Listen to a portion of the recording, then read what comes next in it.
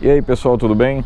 Sou Paulo Bergamini para o canal Motor News e se você costuma acompanhar aqui o canal, você deve estar estranhando esse carro que está aqui atrás de mim. Afinal, aqui no canal a gente costuma mostrar e testar e avaliar os lançamentos do mercado. E o que a gente tem aqui hoje é um Citroën C4 Cactus na versão Shine, a mais completa da linha. E que não é propriamente um lançamento, afinal o C4 nessa geração já está no mercado há mais de 4 anos. Então afinal, por que eu estou falando do C4 Cactus? É uma história interessante. Se você olhar para a linha Citroën de 3 anos atrás, de 2 anos atrás, você tinha modelos como o C4 Cactus, mas você tinha o C3, você tinha o C4 Lounge, que era aquele sedã médio, você tinha a linha de minivans importadas, né, e não tem mais nada disso. O único carro que a Citroën vende no Brasil há um ano mais ou menos é esse aqui, é o C4 Cactus.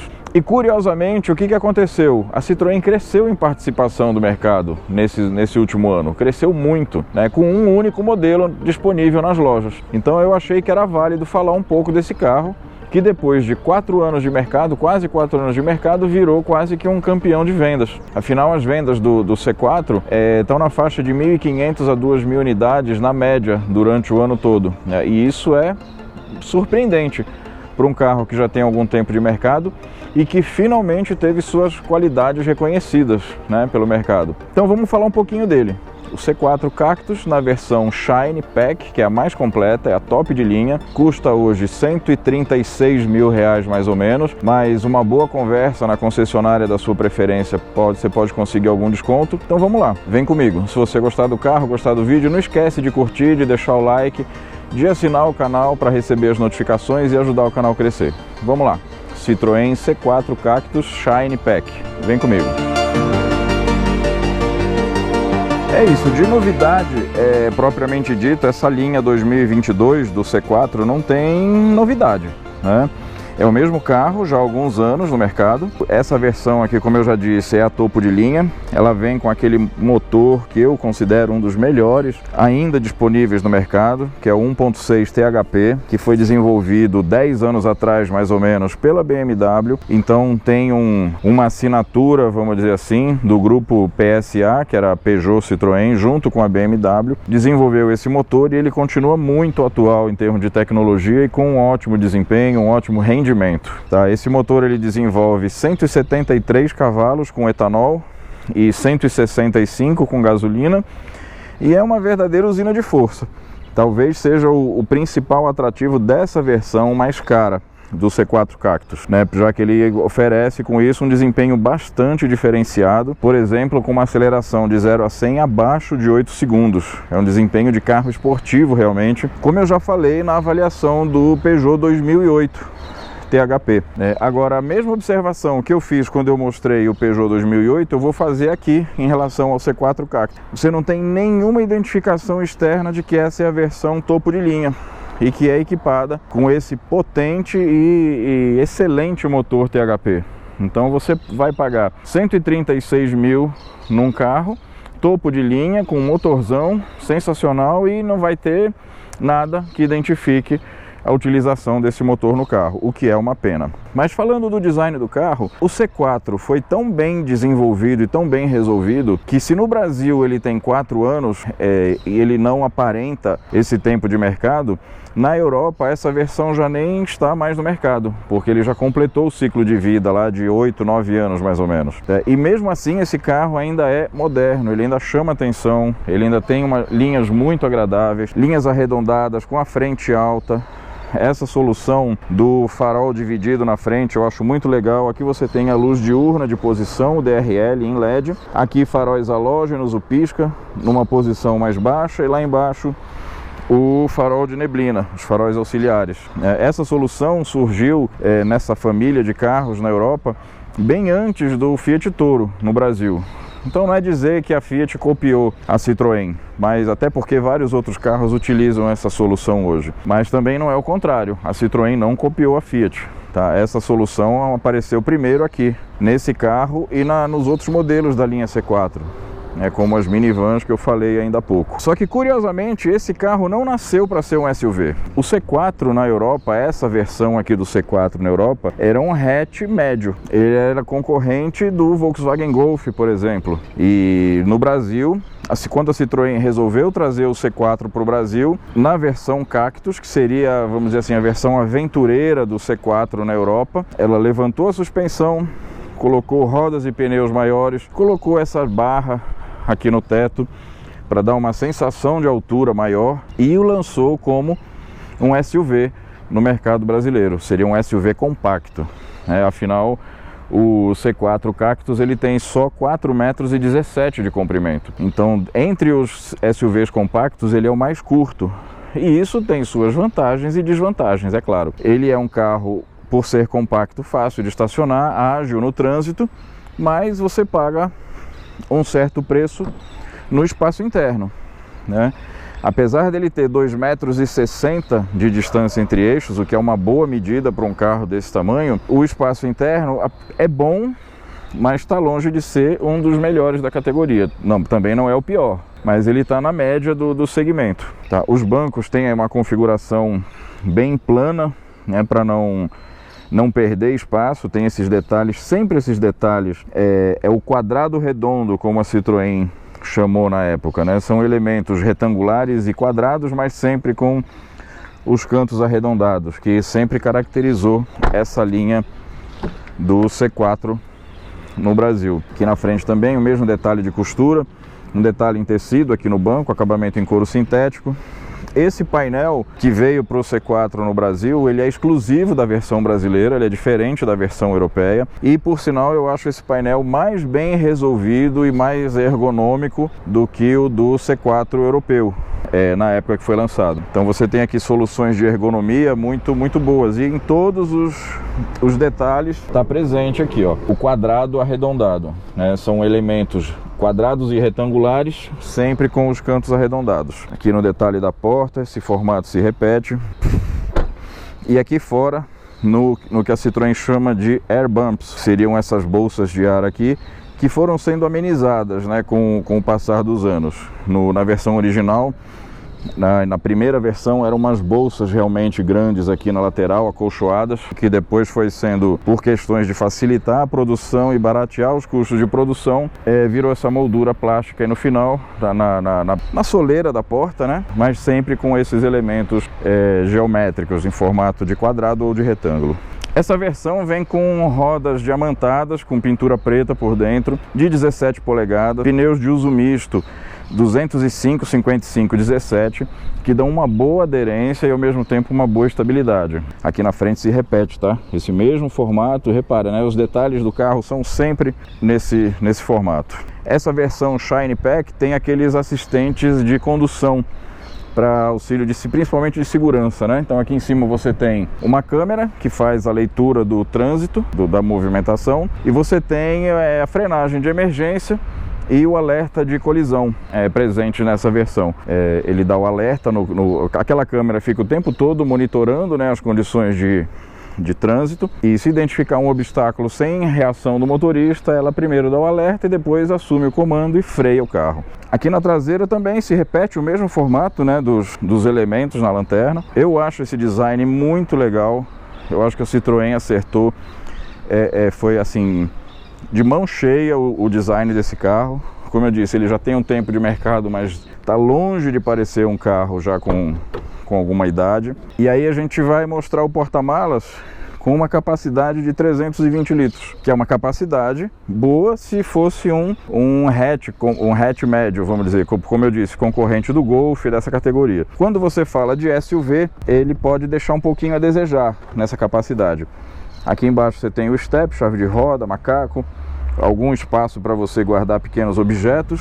O acabamento é bom, mas sem nada de sensacional. Ainda parece aqui uma esse reforço da estrutura do carro, né? Então o porta-malas é razoável. Mas o fato é que o carro é muito bem construído, tem soluções de design muito bacanas, que se mantêm atuais ainda. E nessa versão, e disponível em outras, mas nessa aqui é de série, a pintura de 2 tonalidades, né? Você tem a carroceria nesse carro em prata, com os detalhes em preto e o teto preto. A ideia era aquele visual do teto flutuante, como se ele fosse separado da carroceria. Isso na época foi um diferencial legal, era um negócio que chamava atenção. Como hoje vários outros carros já têm essa solução, já não chama mais tanta atenção. E aí vamos falar do que esse carro poderia ter. Afinal é um carro de 136 mil reais, topo de linha, mas ele fica devendo, por exemplo, faróis em LED na dianteira.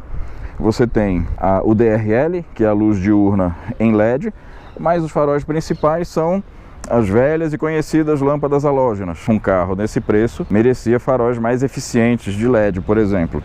Você não tem sensores de estacionamento na dianteira, isso é vendido como acessório nas concessionárias para o carro. E consequentemente, já que você não tem sensores, você não tem aquele sistema automático de estacionamento. Então aqui, ó, nem na traseira você também não tem sensores, você tem a câmera de ré, mas não tem sensores, aquele aviso de proximidade. Isso é uma pena, afinal é um carro de mais de 130 mil reais, versão topo de linha, que merecia um pouco mais cuidado em termos de acessórios. Outra coisa que faz falta nesse carro, e aí eu volto a dizer, principalmente por ser uma versão topo de linha, ele tem uma única entrada USB em todo o interior dele, que é essa aqui, que também faz às vezes da conexão do sistema de conectividade do carro. Poderia ter uma entrada aqui dentro e não tem, por sinal tá cheio de lixo aqui agora que eu vi. Não tem entrada USB disponível para os passageiros do banco traseiro, apesar de ter muito espaço aqui, poderia ter. Então as soluções de conectividade desse carro deixam a desejar. Então é uma pena, mas são coisas muito fáceis de resolver.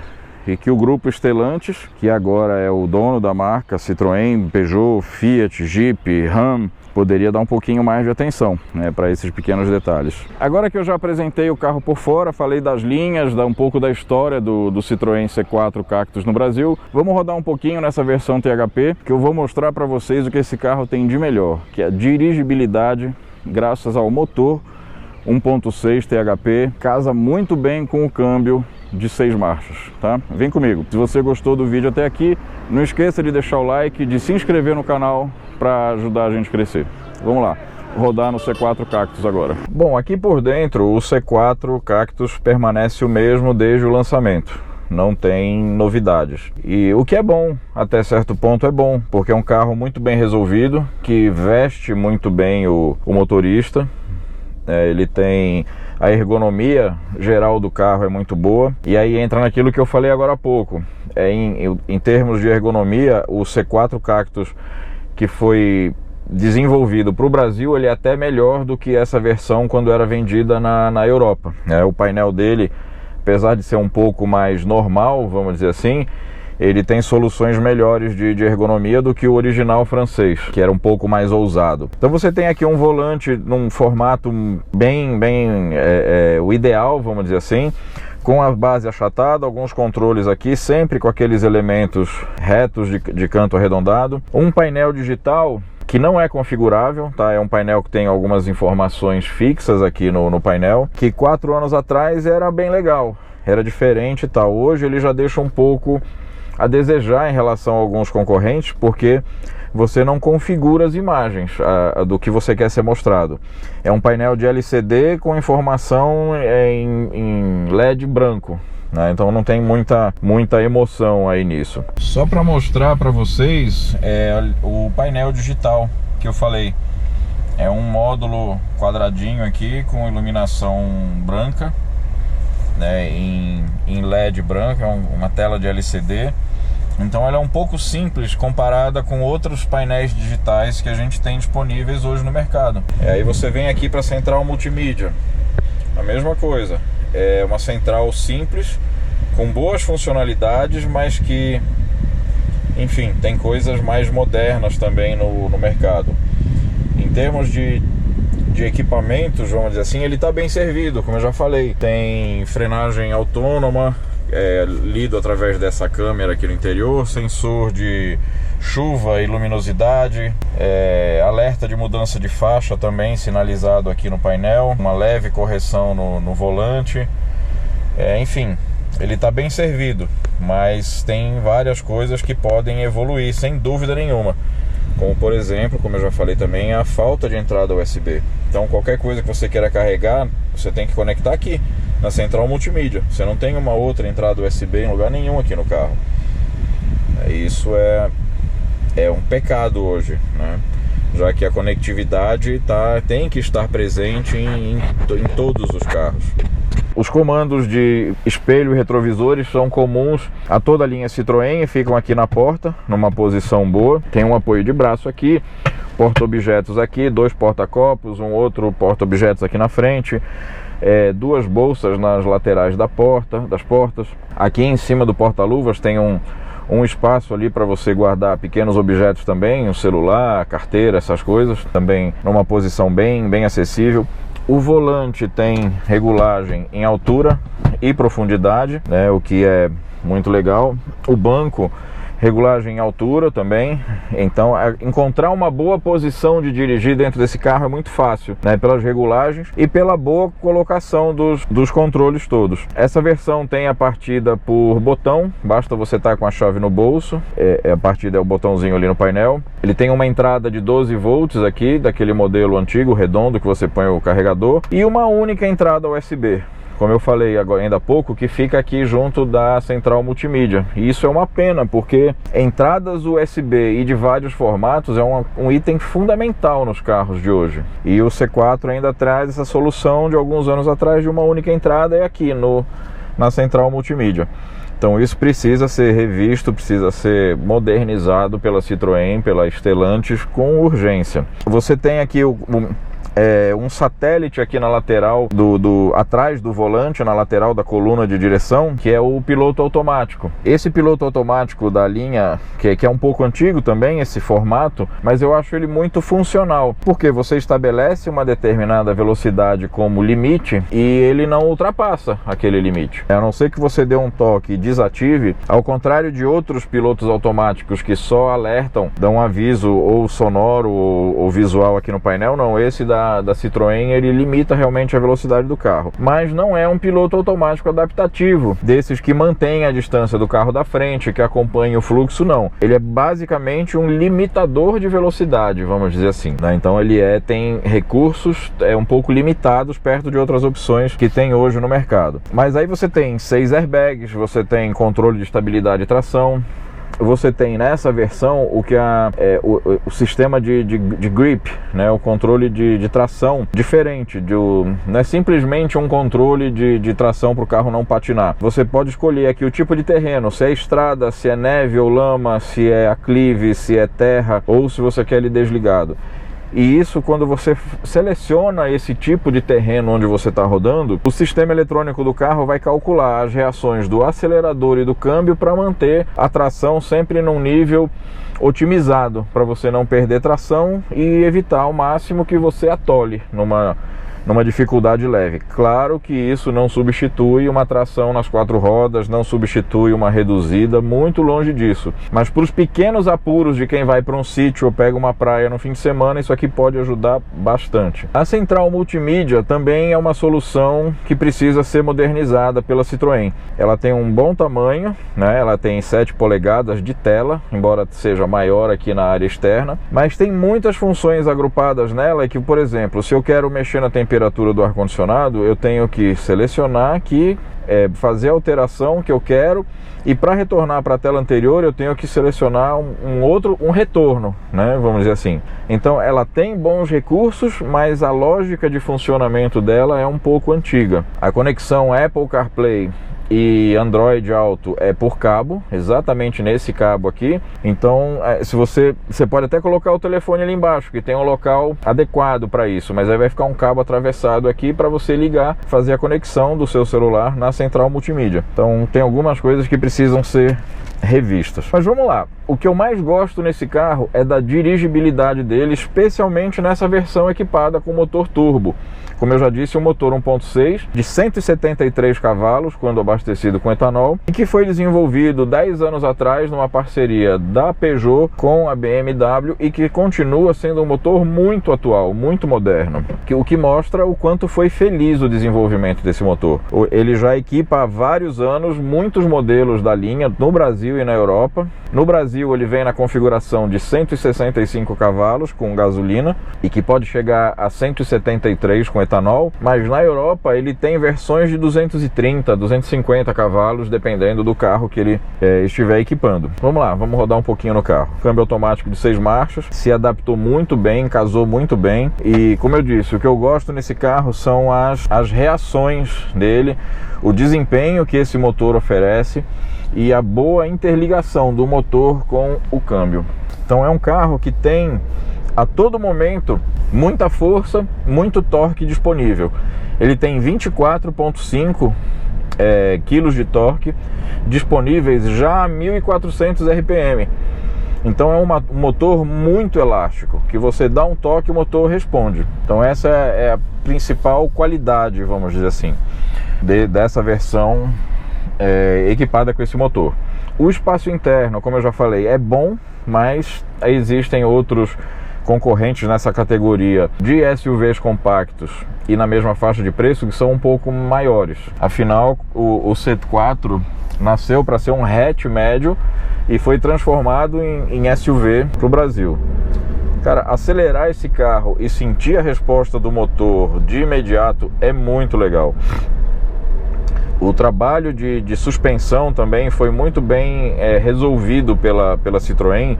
Então você tem um carro ao mesmo tempo confortável, que pode até balançar um pouquinho em curvas, porque a suspensão amortece bem as imperfeições, mas que garante também uma estabilidade muito boa. As reduções de marcha são imperceptíveis, o câmbio é bem suave e ele tem a versão Sport. Você pode...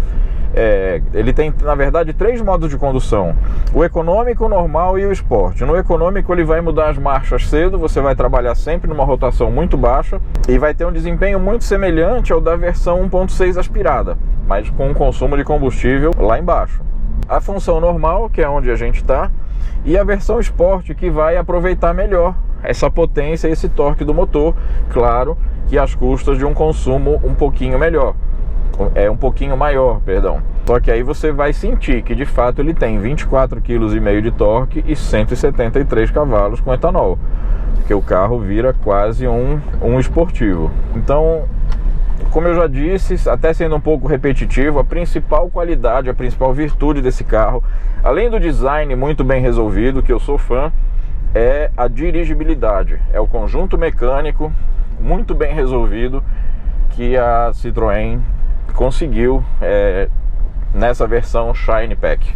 Então esse aqui é o C4 Cactus na versão Shine, um carro que depois de 4 anos o mercado meio que descobriu e ele começou a vender muito bem, talvez até pela recolocação, reposicionamento dele dentro do grupo Stellantis. Afinal, a ideia hoje é que o C4 Cactus seja o SUV de entrada, talvez, da linha, numa faixa de preço semelhante ao do Fiat Pulse. E aí vai, se você prefere um Fiat Pulse ou um Citroën C4 Cactus, a Stellantis vai achar ótimo se você comprar qualquer um dos dois. E acima dele viria o Renegade, já numa faixa de preço.